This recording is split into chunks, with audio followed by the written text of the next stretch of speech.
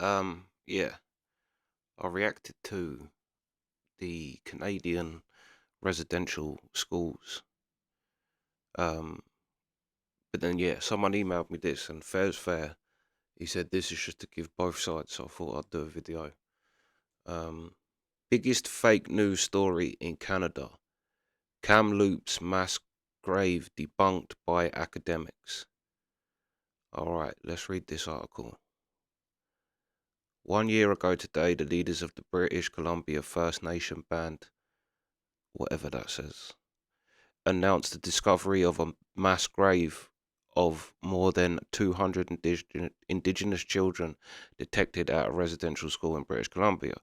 We had a knowing in our community that we were able to verify. What? We had a knowing in our community that we were able to verify. To our knowledge, these missing children are undocumented deaths. Roseanne Casimir, chief of said blah, blah, blah. The band called the discovery or the missing, basically. Um, what's still missing, however, according to a number of Canadian academics, is proof of the remains in the ground. Oh. Since last year's announcement, there have been no excavations in Kamloops, nor any date set for any such work to commence.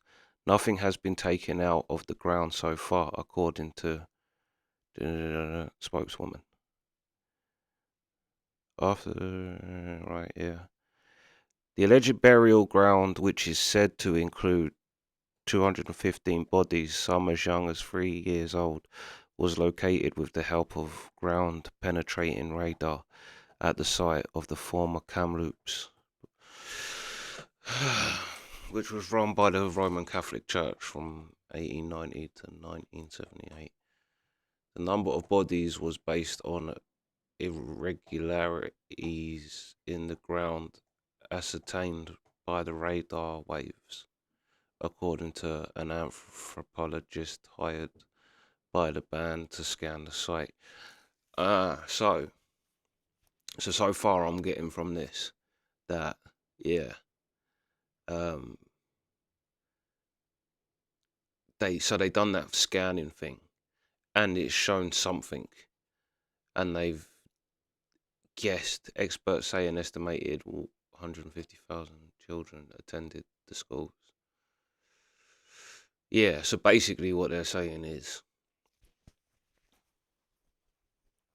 that, yeah, they saw something, but no bodies have been found, and there are no plans to excavate the site. Yeah, that's weird then. So why are they saying that it's there? The system forcibly separated children from their families for extended periods of time and forbade them to acknowledge their indigenous heritage and culture or to speak their own language, according to the website of the First Nation and Indigenous Studies of the University of British Columbia.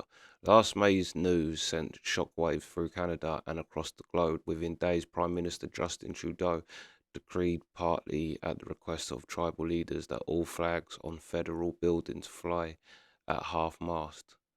The Canadian government and the provincial authorities pledged about 320 million to fund more research, and in December pledged another 40 billion involving First Nations child welfare claim settlement that partially compensates some residential school attendees. So basically, what they call it in America, reparations. You're paying reparations. Um, Pope Francis issued. I'd like to know where that money went to. I bet it didn't go to no indigenous children. Pope Francis issued a formal apology on behalf of the Catholic Church, which ran many of the residential school facilities, and asked for God's forgiveness. He ain't gonna forgive you, if it's true. He said he planned to visit Canada later this year to further assist in healing and reconciliation. If the thing of if you're talking about, yeah, children dying, probably don't send an old nonce. Not one body has been found. Jack. Why are all the names so hard in Canada? Who is a professor professor emeritus in the Department of History at the Université de Montreal. Jesus, I sound well thick reading this. Told the Post after months of recrimination and denunciation, where are the remains of the children buried at the Kamloops? So basically, they've given out a load of money, and no one has actually got any evidence that there was bodies there. That's crazy.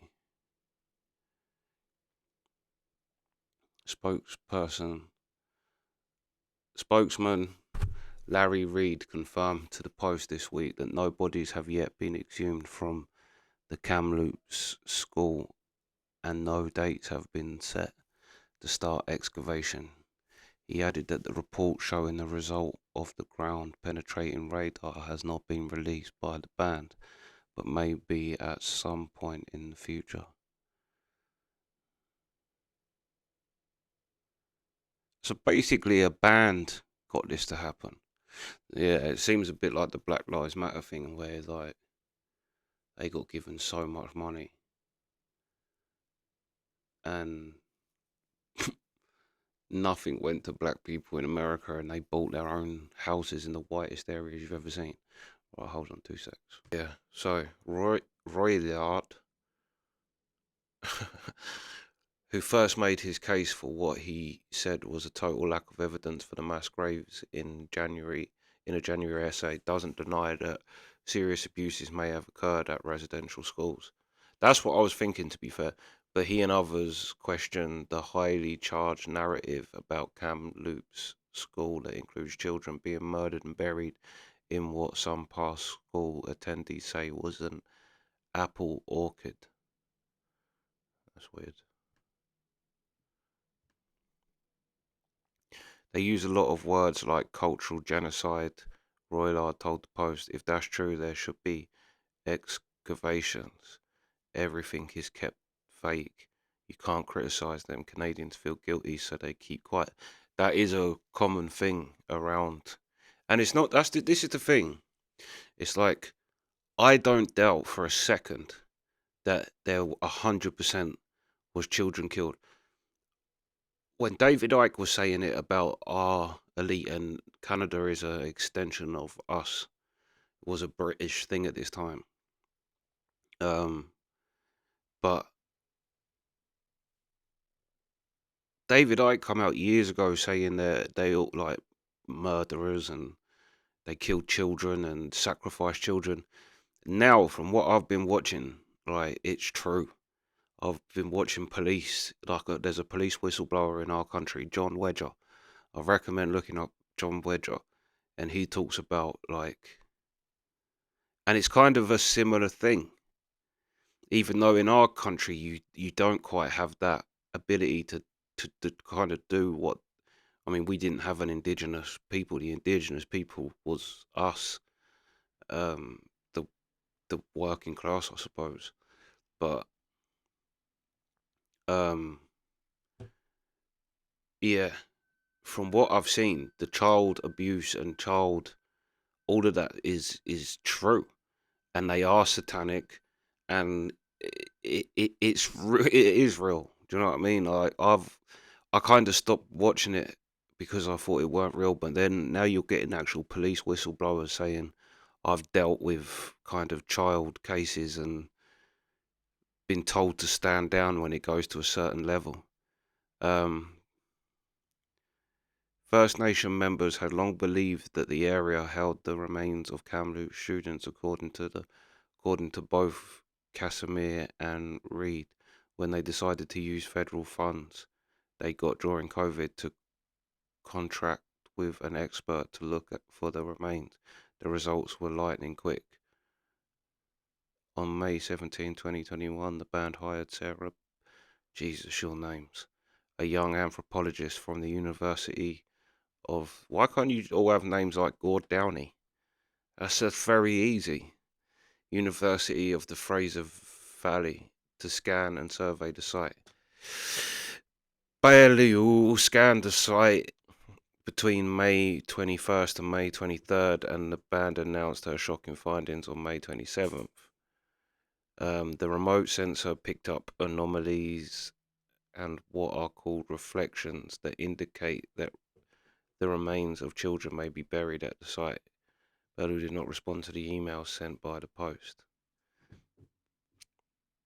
My findings confirmed what elders had shared, Belu said after she presented a report about her work in July 2021 that did not include specific evidence, an example of science playing an affirming role of what the knowledge keepers already recognized. 4-year-old girl places a pair of her own shoes in front of the same square in Quebec. Well, I have my own issues with Quebec. I don't know why you banned English. It's a little bit sinister. Nyla, go and get in your bed. Go. The knowledge keepers are living. Nyla, get on your bed now. Lie down. The knowledge keepers are living guardians of the cultural traditions of regional, local, and indigenous communities. Since the Kamloops discovery, investigators using ground-penetrating radar say they've located what may be the unmarked graves of another 800 or so children. Nala. Also children in residential schools in British Columbia and Saskatchewan, according to reports. Shut up. Stop squeaking. Don't pretend to go to sleep.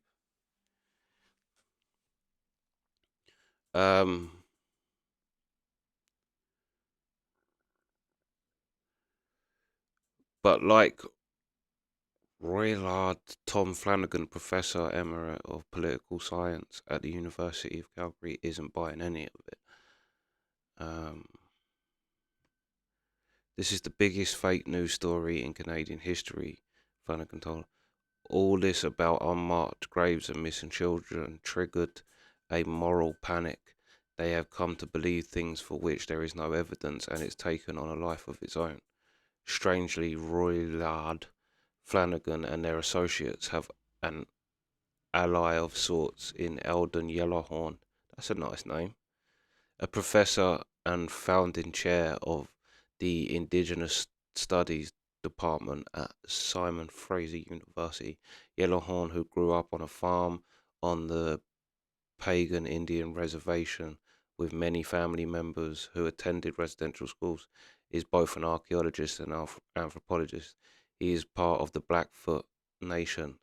He's been searching for and identifying the grave sites of Indigenous children at residential schools in Canada since 2009, after being hired by Canada's powerful Truth and Reconciliation Commission. Many of the graves he's identified at residential schools in other parts of the country, though, came from actual cemeteries, and it's not always clear how they died. Some of those found had succumbed to disease, Yellowhorn said, citing one cemetery where it became apparent many children perished from the Spanish flu. A little true, yeah. I can understand why some people are skeptical about the Kamloops case, Yellowhorn told the Post. This is all very new. There's a lot of misinformation floating out there. People are speaking from their emotions. Yeah, that happens a lot. As Yellowhorn sees it, the actual evidence for the mass graves at the Kamloops site is thin. All the radar shows you is that there are anomalies or reflections, he said. The only way to be certain is to peel back the earth and ascertain what lies beneath. That's true. We have not gotten to the point where we can do that. It's a huge job.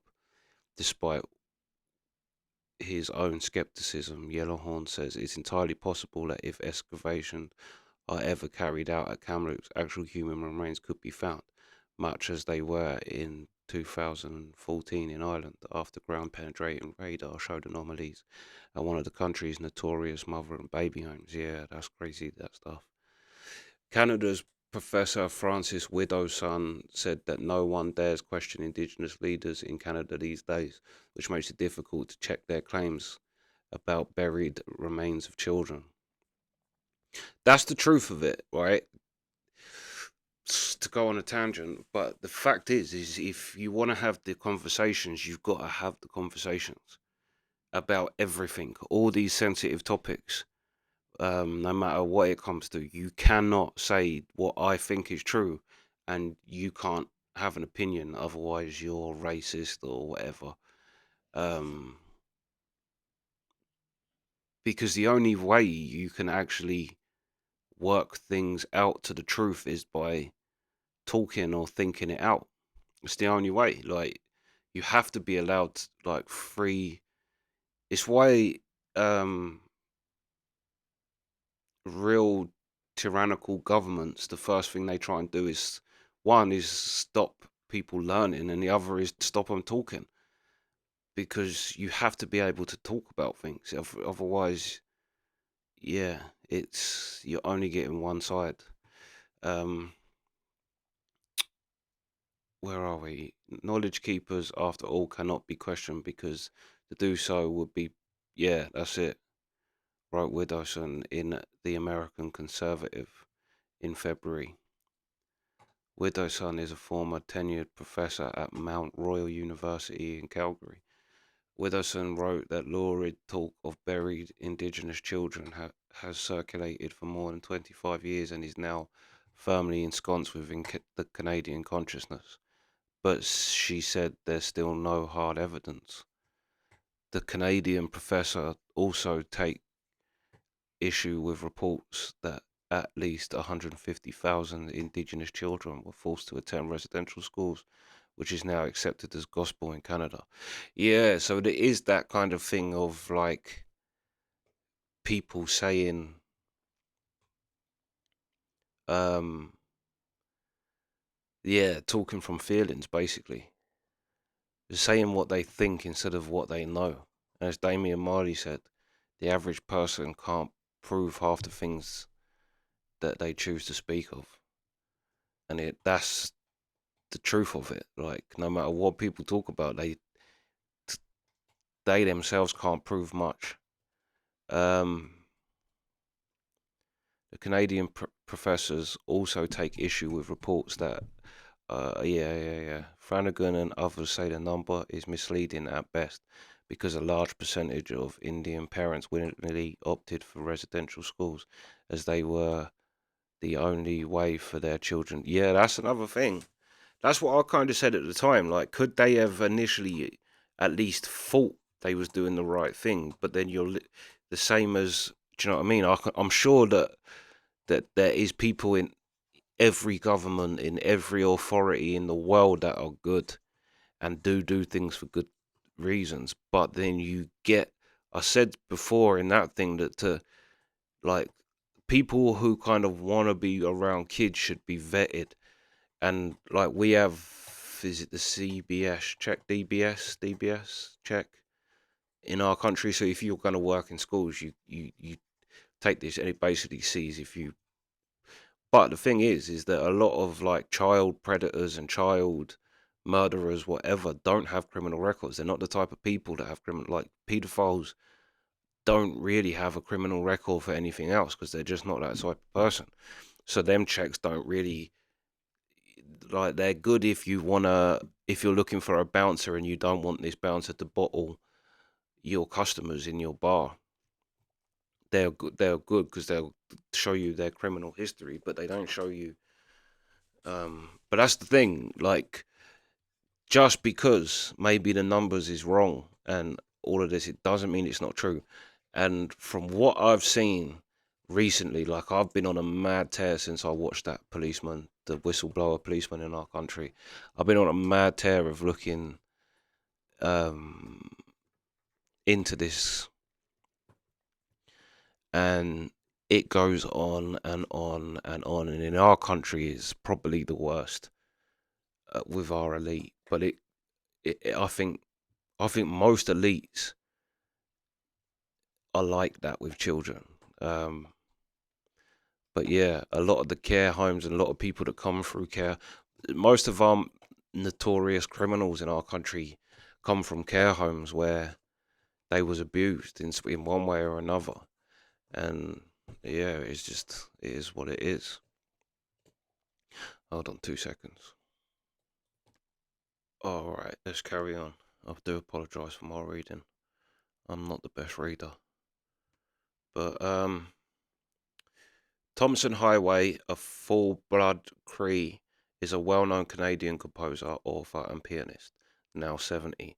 He was born the youngest of 12 in a tent pitched on a snowbank on an island in a lake in a north remote northwestern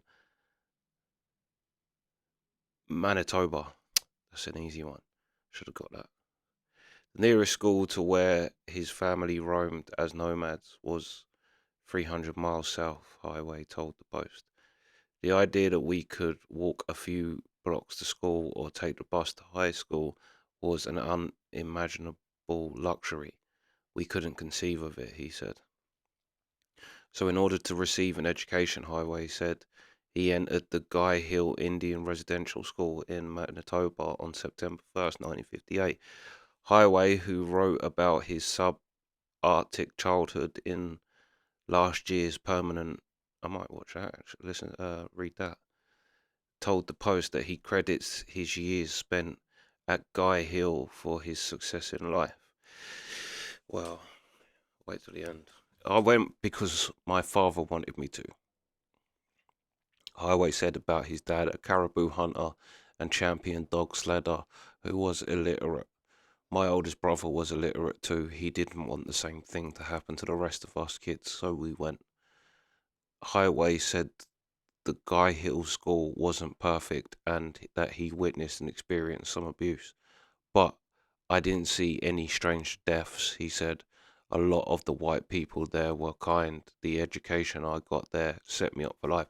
And that's what my point is um, with this is that not everybody, it's like, again, I'll relay it back to because you're of the same part of the world, but to American slaves.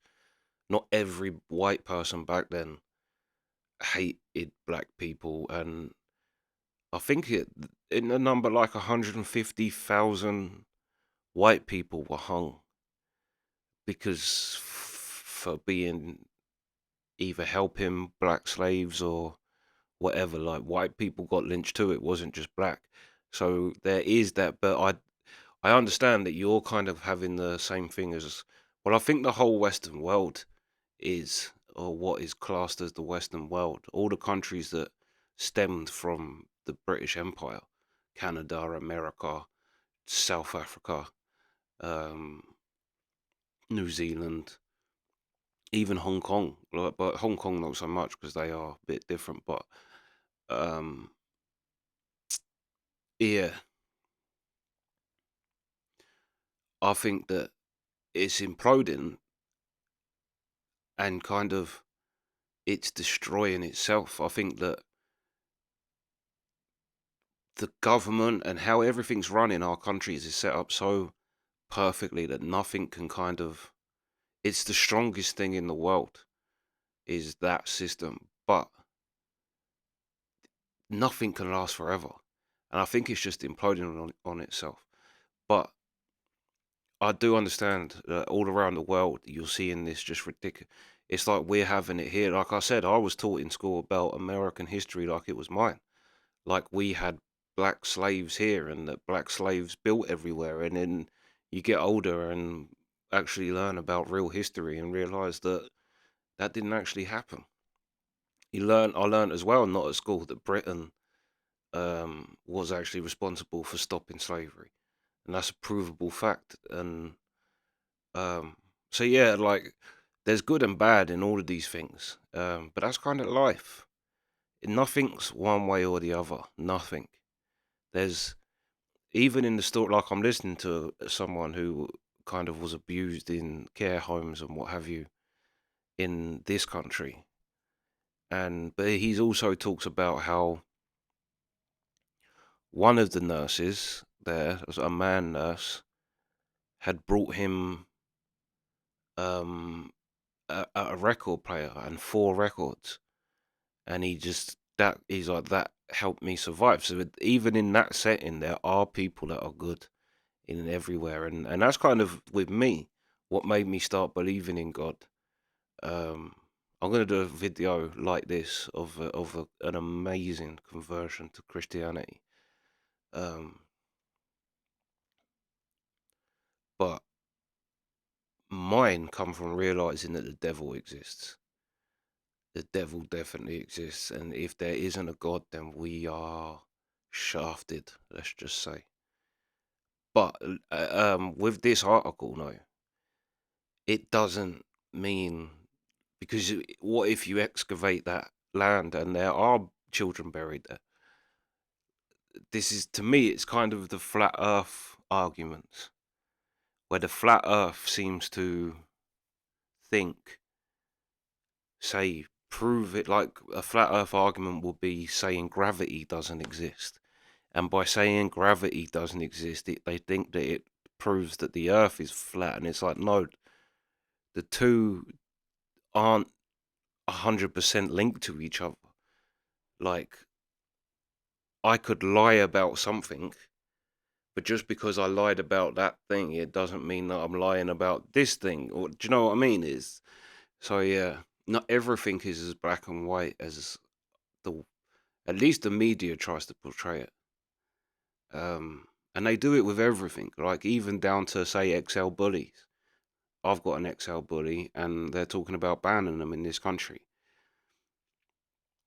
And now every story the media put, if it's a dog attack, the only dog attacks that get reported and become big news are dog attacks which involve an XL bully because they're the newsworthy stories. But just like there's Nala got attacked by a Labrador. If I went to the papers and said, "Oh, my dog got attacked by a Labrador," it's not going to go in the paper because it's not going to sell. Um, Same with the Black Lives Matter thing. How many black people get killed by black people every single day in America? How many little girls and little black girls and boys that have been shot just minding their business, sitting in their bedroom from a stray bullet? A hell of a lot more than have been killed by white police. But the media only cares for a black life when it's actually killed by a white policeman. And it's like, well, that doesn't mean Black Lives Matter. It means that that person, that in that one situation, Black Lives Matter. But um, but yeah, I do understand now, like what you're saying with this article. But again, it kind of hasn't been proved either way. Do you know what I mean? And the thing is with America and Canada as well is you're very very like this doesn't mean I'm not meaning to be insulting by this, but we have pubs older than your countries in our country. Do you know what I mean? We got pubs that are 500 years old, and do you know, like eh, your countries aren't that old. So, and also I think that when the world was kind of settling down like that, like now we live in a world where you can't just conquer. But up until that kind of time, that was kind of what everybody did. Everyone's seen True Romance with the reason why Sicilians are darker skinned and Italians are lighter skinned is because Sicily was conquered by the Moors who were black, and that conquering is still in them, which is why yeah, Sicilians are the Italians with the dark hair and darker skin, and Italians have the fairer hair and fairer skin. Um, everybody conquered. Everybody conquered everybody. Everybody's been a slave. But the world now has kind of settled into a point where, like, well, look at the fuss that's being made over Russia, Ukraine. Whereas back in the day, no one would have batted an eye at, like, oh, are they attacking them? Are they? All right. Well, who cares? Do you know what I mean? But now it's so kind of nobody just invades. I see a historian say 100 years ago, a country like Belgium wouldn't exist. It's surrounded by much more powerful countries and it's rich with resources and it hasn't got a decent military to defend it. If this was 100 years or 200 years ago, the countries would have just swallowed that up around it. Bit by bit, they would have just gone. But it's only because of how the world is now that people don't do that. That we've all kind of agreed that we don't do that. At least that they can't do it as overtly as they do. But yeah, again, let me know your thoughts because this does raise a good point that there is no proof of these mass graves and what have you. And again, you're always going to get stories of people that, like he said, this guy he wanted to go there, but just because he wanted to go there doesn't mean everybody else wanted to go there. It's just is what it is. But then as well, I'd say another point to this is that if this is it's like where people say, I don't want my kids to sit on an iPad all day or sit on a computer all day. I want them to have the same childhood as I did and go and swim in the river and, do you know what I mean, run in the field and go in the trees and have a childhood. But the truth is, if you live that way now, you're out of date. And the kids that have sat in on a computer and a laptop are more suited for the world as the world is going. Like, they're just gonna be. Your kid's gonna be just out of date and not have nowhere to fit in. Technology is the way things are going. So to give your child that chance, you have to give them an iPad and get it to the point where they just are so natural with it, because it's the way the world's going. But yeah, yeah. But then, like I say as well, just because they haven't, it's like I say before, where you get like people that have been accused of a sexual offence, and then they'll say, well, I haven't been found guilty, or do you know what I mean? And it's like, well, that's not the same as not doing it. That just means you've never been convicted by a court, and a court has to prove it beyond reasonable doubt, which is there is one slight thing wrong, then you can. So just because you've never been found guilty for something, it doesn't mean you didn't do it. Every criminal term podcaster will tell you that. Like, they all talk about the crimes they got caught for, but they don't talk about the crimes they didn't. Yeah, but yeah. Well, let me know your thoughts, and apologies for my reading, but yeah, I'm done. What do you want? Sweet.